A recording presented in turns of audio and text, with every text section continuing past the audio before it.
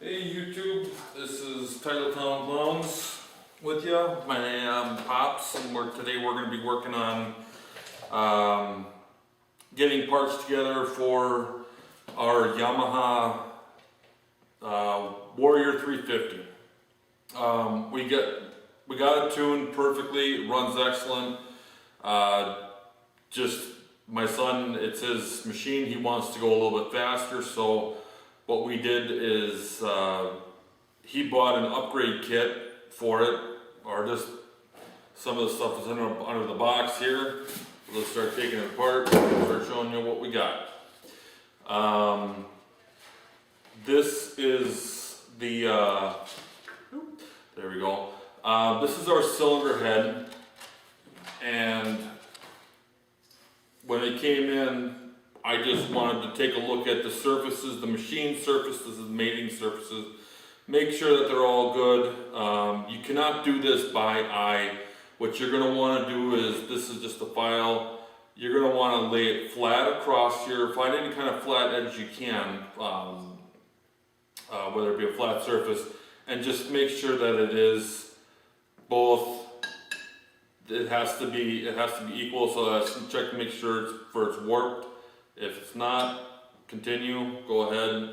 That's mainly for used machines and stuff.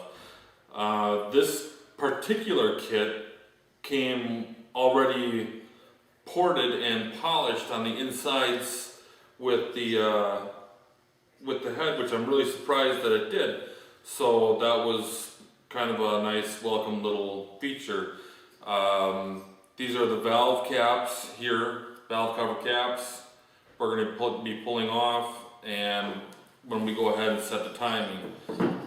The big thing is that we're going to be making sure that the mating surfaces are somewhat scuffed up. That's what our paper here, sandpaper, wet sandpaper is going to be for. And a lot of times what I would do is, if I was this, I'm at home right now in my garage. At the shop, I would take some bluing compound and just lay it out there just to make sure that it's all flat. Any bluing compound that's left, you can see that it's got a high spot.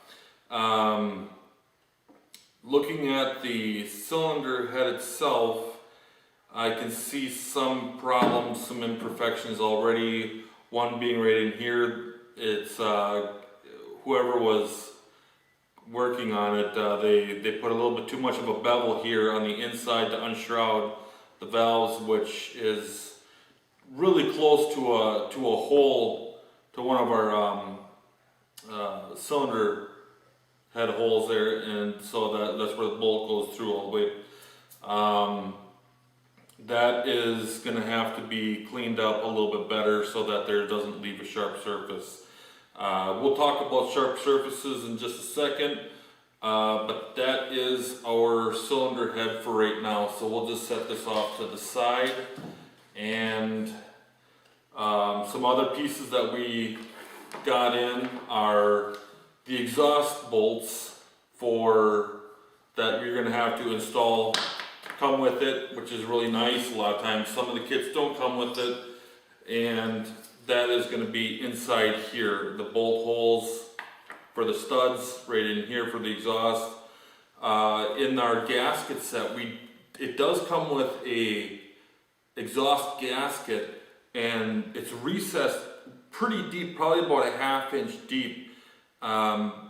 Make sure that your old gasket comes out, because a lot of times it'll look like it's almost part of the cylinder because it's either just used in a, probably just overheated a few times or whatever it was, got too hot, and it looks like it's almost part of the cylinder. So make sure that you actually get in there with a pick. Here's just a pick, and just make sure that that is out, and you just have a flat surface for that new crush gasket, which that's pretty much what the exhaust gasket is. The exhaust, or the gasket set that we have here, comes with all the appropriate gaskets that we're going to need. Head, case seal, different case gaskets.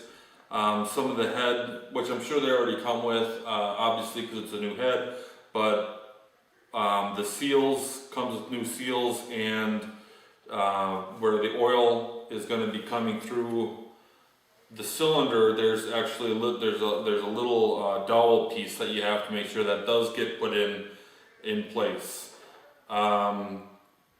This is a brand new oil filter that they gave us with the kit. This one is going to be, this is a steel mesh unit. Now you can backflow these with some mineral spirits or something of that nature. Nothing, don't go crazy with it. It just has to backflush anything that's in these pleats here. And if you have a small, gentle, like nylon brush or something like that, just brush it and check it. But if you're really seeing a lot of metal flakes or flecks or anything of that nature, hopefully not any chunks. If you do are seeing that, replace the filter and maybe take a look at your engine to make sure that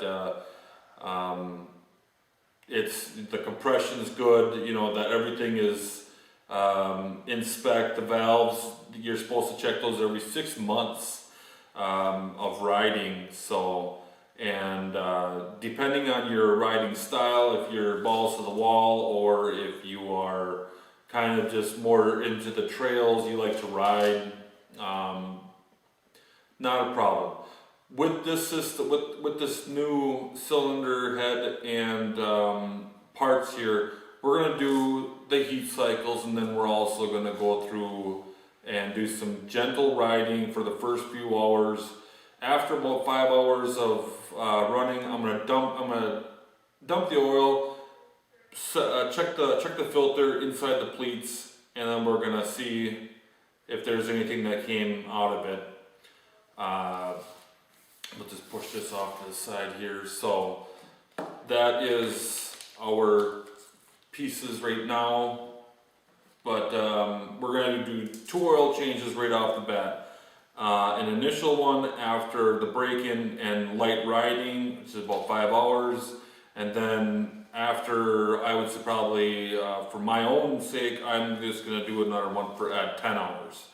And everything at that point should be well broken in. A lot of the stuff that we're going to be doing and changing is we have a new cam chain sprocket, and if you've ever seen your sprockets, your drive sprockets, how the teeth wear on the sprockets on top and bottom, the chain stretches, that's never good. And I know a lot of people are gonna be like, well, that's what the chain tensioner is for right here, but that's not gonna help if your sprockets are rounded over. They have to be, the chain has to seat nice, and it has to fit nice and snug into those sprockets, or else it's just useless. Now, I'm gonna back up this little plunger for our spring. This is gonna come out pretty fast, I know. Okay, there it is. What we have here is we have the bolt, the washer, and then your spring. Now what that does is that puts tension on your spring tensioner. It's just self-adjusting. Now if you listen, you'll hear the clicks of the plunger coming out. And it does not come back because it's a one-way pawl, kind of like a one-way ratchet, and it just comes out. And what that comes in contact with is this valve guide. I bought brand new valve guides too. We'll get into that in a minute. This valve guide here has a little boss, and when you set that into this, when you push this into the cylinder, when you put it in the cylinder, bolt it in there, you get your gasket on there, check your surfaces. It's gonna push against this piece right here. Now you can see the bolt holes, these two hold, those are bolted into the case. So this valve guide valve chain guide is going to stay with the case. This one is not. This one is going to be removable. They kind of look, I wouldn't say bunny ears, but it's like a V shape. And so as the chain comes up, it's got spring tension to keep the spring from the chain from jumping. So before we lose anything here, let's put this back together, and I'll just one more time show you. And as the spring gets put in there, it's gonna push out the plunger until it's all the way out. Just gonna quickly tighten that. So that's the end of that.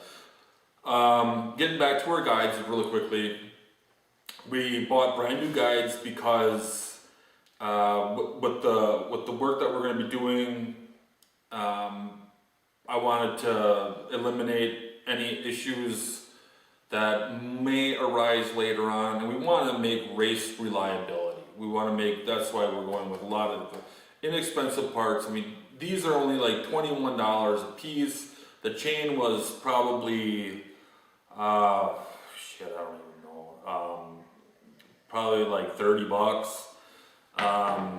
This stuff is crap. That goes with the, that comes in the kit. I have a specific RTV sealant that I use, so I'm not going to be using this stuff, and I have a thread locker that I use, and so there's no reason to keep that or use this stuff right here. They're not going to give you the highest end product when it comes to this stuff here. So your best bet is just to use what you have, or if you don't have it, go ahead and use it. I'm sure it's fine. I have my reasons for doing what I do. So this guide, I'm gonna set this guide down. This one stays in the case. This is the removable one. It is exactly the same when whether you put it upside down or there's really no right side up. This has a little backer to it, a little raised area for the chain to ride on. And when you set that in the case, that is going to sit in its own little area, and then it's going to be set. So that we're going to put aside right there for right now. Let me move my file. That's basically my straight edge. And here is our, now we got a few other things that came. It came with a new spark plug, but we do have a new spark plug here already. Very quickly, let me go into spark plugs, because for some reason, I watch on YouTube and I see people look at the spark plug and they're like, oh yeah, it looks good, not too shabby. Well, this is not the business end of a spark plug. This is just the outside. You know, it could be corroded to shit and, you know, look like complete ass. This is the end you're looking for, with the electrode that actually screws into the cylinder. If you look at it and it's sooty and not like a nice tannish brown, if it's black, if it's wet, if it's oily, sooty, anything other than a nice clean tan looking color, the spark plug is shit. So get yourself a new one. They're $1.49. They're not that expensive. Hell, buy 3 of them. You know, you're already paying for gas. Just buy 3 of them so you have a few of them on hand. Moving to our piston and our cylinder. We have here, we'll start with the piston first. This is just a plug for whatever, shipping or whatever. This piston comes with a coating on the top, and it's already set. It has the arrow pointing to the exhaust. But what I'm feeling here is I am feeling edges, and I'm feeling a little bit of few burrs on some of the sharp machined edges of the piston. If there's a machined edge that comes in contact with the wall, other than just like with this, where the springs are with the compression rings, there's actually a little bit of a bevel right inside here. You can't quite see it on the camera, but it does taper in just a little bit. So that tells me that I don't have to worry about dealing with that as far as being on a sharp edge. Now this, on the other hand, I do have to worry about, because this is going to be on the cylinder, touching the wall, running on a very, very thin film of oil that's not scraped down from the oil control ring. So these areas, I can feel that there are burrs in there. One of them is right, okay, I can feel it right here with my fingernail. So I'm just going to very gently, I would just take a piece of this 800, rip it off, and we're just going to radius these sharper edges here, making sure that anything, it won't catch on, or not so much catch, but just like scratch or scrape. I'm sure you could run it and it would, the little burr would burn off, or it would wear off or something. But I don't take chances when it's coming to building, because this is, you know, it's expensive. They're expensive pieces, so you want to make sure that you're getting the best possible reliability out of them. So radius these edges, just give them a little, just knock them off, and make sure that that's all cleaned up. The wrist, okay, the wrist pin comes with the wrist pin, and then we have the wrist pin retainers. Now, the wrist pin retainers are, whenever I would change a top end, if it doesn't come with wrist pin retainers, don't reuse the old ones. They're already, they get metal fatigue, they get, you could probably stretch them out or make them work, and most chances are they probably will work for however long, I don't know. I don't take that chance. But one thing you want to remember is that the gap of the wrist pin retainer goes on either the 12 o'clock or the 6 o'clock position. Never side to side, because that up and down motion of the piston will compress these rings, because this thing is moving at a very high rate of speed, going up and down, and these rings have a potential, if you put them at the 3 and 9, they have a potential to walk out. Let's not give it that chance. So we're just going to make sure that those are set to the 6 and 12 positions on the piston. So we're just going to set this off to the side here, and here we have our cylinder. This is a big bore cylinder. My son, after we got it tuned, everything was going great. He wanted to go faster, and I can do faster. That's definitely not a problem. If you guys money, I'll build it as fast as you can afford. If you just want it fixed, I can fix it. That's not a problem either. But I'm looking at a lot of the machined parts where the machine mating surfaces is what I'm really concerned about. Again, if this was an old cylinder, I would check this with a good straight edge. I have one and you're gonna check across the holes this way, and then you're gonna all ways, and then you're gonna go diagonal on them, and make sure that you cannot slip more than, I think it's like, I don't know what it varies, I guess, with your tolerances. The go no go, I guess, is what I would call it. And so if it's not good, take it to a machine shop. They'll do it. They'll give it a nice fresh surface for you, nice and inexpensive, nice and cheap, and they'll do a great job on it if you got a reputable machine surface or machine shop. This is where our cam chain tensioner is going to go. There is a top and a bottom for this.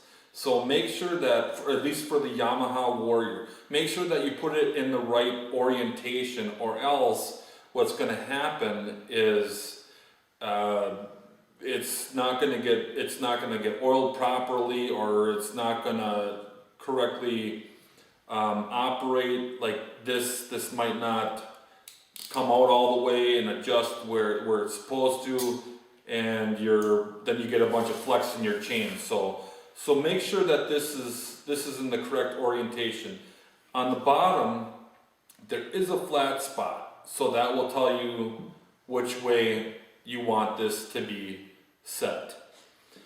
Now, looking at the crosshatch pattern, I am very, very weary of any type of crosshatch pattern without taking a look at it, running my nail through it or across it, and making sure that it's not too gouged out. So some companies, they use a ball hone. If you use a ball hone on these things, it'll work, sure, but it's not the best one to use, because one of those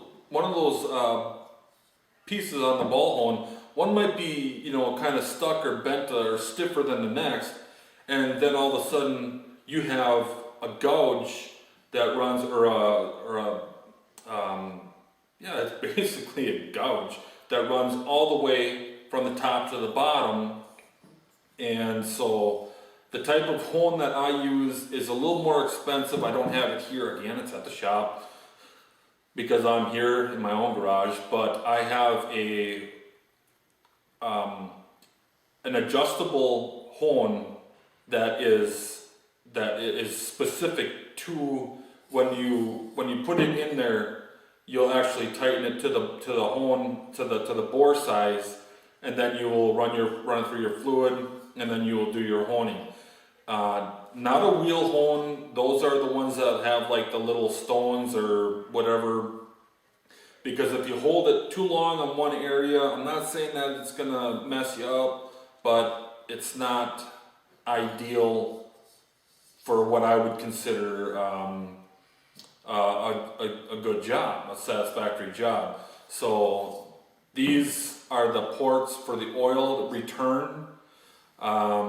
This cylinder here, this is actually a very good hone. So I'm really surprised at this whole kit, because the head came with ported or at least polished. Maybe getting all the fucked up casting or whatever it was, getting all that kind of scrubbed off. But I'm gonna go over it. I'm gonna check it to make sure that it's all where I feel comfortable with it, and then we'll send it from there. So it did also come with rings, and those are in here. We're just gonna very gently pull these out, because it does come with the control rings. The rings here for the oil, for the oil ring is actually 3 pieces. You have a top ring, a bottom ring, and then you have your spacer ring.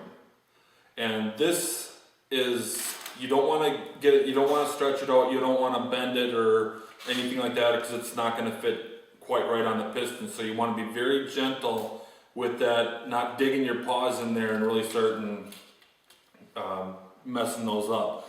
These do not have does not say top or bottom. I wouldn't expect them to say top or bottom, but I will hope that these 2 rings here have at least a dot or a number on them to tell me which one it is, and this one does. it does have a letter there, so that's going to go towards the top, towards the cylinder head. And this one here is, oh, how nice is that? Okay, so this one actually is, it tells you which one is the top compression ring and which one is the bottom compression ring. So that's pretty cool, because a lot of times some of these cheaper kits don't tell you that. And so far I got a great hone, I got a somewhat polished ports, piston rings that actually tell me which way they go, and if not, I would be able to tell from the bevel, and then go from there which one goes into what area. So I'm gonna just set these off to the side for right now while we're still talking about some of this stuff. Now we're going to talk about air filters for just a quick second now. Now this is the Uni air filter that we got.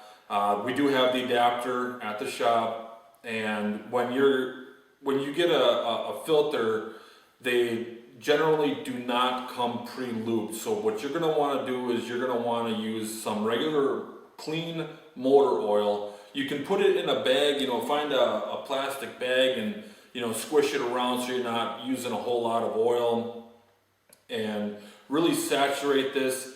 Don't wring it, don't twist it, don't do anything other than just to get the oil out. Just simply squeeze out the excess oil. This one comes with an outer filter, and then it also has a inner filter there. The Warrior has a cage that goes inside this so that it keeps the filter nice and straight. Doesn't compress or anything, like if you get too much sand and if you're in a dusty area and you don't clean your filter a lot, it won't compress and suck up and whatever else. If you are in a dusty area, check your filter. I would say probably once before you ride, if you ride for a few hours. What I do to wash these is just hot water and Dawn dish soap. It takes any oil, any of the old oil plus any of the dirt out. Just squeeze it, run it under the water, the hot water, and just keep squeezing it until it comes out clean, and re-oil it. Now there's been some talk about some different types of, there's this kind of foam oil that that you can use. There's filter oil. That's whatever. I covered the name because you'll know looking at it what it is, but I don't like these filter oils. I've used K&N and this one, and it is I sprayed it on here before, and what you can't see here is that it's very, very sticky. If you were to completely spray down your whole filter, you would be left with this sticky blue goo on here, which, yeah, it'll collect all the dirt and everything else, but it'll also cause you problems when you're trying to tune your carburetor, because it's working, your engine is working to try to suck air through basically a sticky foam filter, which does absolutely no good. So, but again, this I can see just the spider webs on it, and it's just sticky. I can pick up. Well, here, let me just put some of this on my finger here, and I'll show you that it does stick to your finger. So that's not good. You don't want that for your air filter. So this lesser, kind of cheaper grade filter came with the kit, but we already bought one, so we don't need one. Let's see what else we can go over here very quickly. A clean area. Really, you really need to have a clean workbench wherever you're working. If you got parts laying all over the floor and stuff, you're going to, whether you drive a vehicle in the garage using it for that, or moving ATVs and bikes, or just walking in, you're going to attract, especially this time of year, you're going to attract a lot of this grit. Now, a lot of that grit's going to get into your engine. Not good. You don't want that in your cylinder. You don't want that scrubbing on your piston or anything like that. So I highly recommend just this table right here. This is just a cheap piece of crap that I picked up at a rummage sale. The sides flap down so that I can fit it in tighter areas. I got a few different holes drilled so that I can mount motors when I'm rebuilding those. The biggest thing is cleanliness when you're dealing with an engine, and if it isn't clean, you're setting yourself up for a really bad failure. But I guess that's pretty much all I have right now until we start getting into the machine. So, but this was just for my son to check it out, see what's going on, and so he can check out his new kit. It's all really nice and all shiny and stuff.